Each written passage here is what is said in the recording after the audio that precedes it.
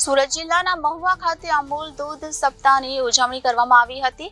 સમગ્ર ગુજરાતમાં અમૂલ દૂધ સપ્તાહની ઉજવણી કરવામાં આવી રહી છે, ત્યારે ગુજરાત મિલ્ક માર્કેટિંગ ફેડરેશન દ્વારા આ ઉજવણી કરવામાં આવી હતી। સુમુલના ચેરમેન માનસિંહ પટેલે આ ઉજવણીનો શુભારંભ કરાવ્યો હતો।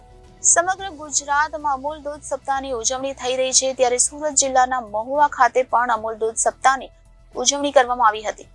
ગુજરાત મિલ્ક માર્કેટિંગ ફેડરેશન દ્વારા ઉજવણી કરવામાં આવી હતી। સુવર્ણ જયંતિ વર્ષ નિમિત્તે સમગ્ર ગુજરાતમાં ઉજવણી કરાઈ હતી। સુરત જિલ્લાના મહુવા ખાતે અમૂલ દૂધ સપ્તાહની ઉજવણી કરવામાં આવી હતી। સુમુલ દ્વારા ધરતી માતા અને ગૌ માતાનું પૂજન કરાયું હતું। સુમુલ ચેરમેન માનસિંહ પટેલે ઉજવણીનો શુભારંભ કરાવ્યો હતો।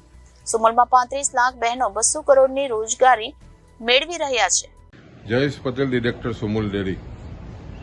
Gujarat milk marketing federation GCMF Amul દ્વારા સમગ્ર ગુજરાતમાં આજે અમૂલ દૂધ સપ્તાહની ઉજવણી શરૂઆત થઈ છે। એના અનુસંધાનમાં સુમુલ ડેરી પણ આજે દૂધ સપ્તાહ ઉજવણી કરી છે। ખાસ કરીને આજે સુમુલના ચેરમેન શ્રી માનસિંહભાઈ પટેલના હાથે ગૌ પૂજન અને સાથે ધરતી માતાનું પૂજન કરીને જે રીતે GCMF 50 વર્ષ એના સુવર્ણ જયંતિ વર્ષ ઉજવી રહ્યું છે અને સુવર્ણ જયંતિ વર્ષ લગભગ આ 50 વર્ષથી લાંબી મજલમાં ખૂબ જ આનંદ રીતે દૂધ ઉત્પાદકો ખાસ કરીને બહેનોની જે રીતે સ્વાવલંબન બનાવી છે અને ખાસ કરીને તમે જુઓ તો 36 લાખ બહેનો દરરોજના 200 કરોડથી પણ રૂપિયા વધારે મેળવીને સ્વાવલંબન આર્થિક આઝાદી મેળવી છે।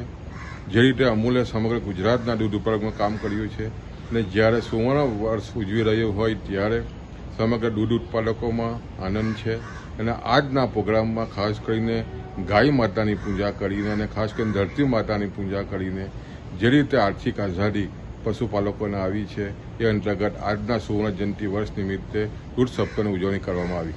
Reporter Arvind Rathod, Janadesh news, Surat.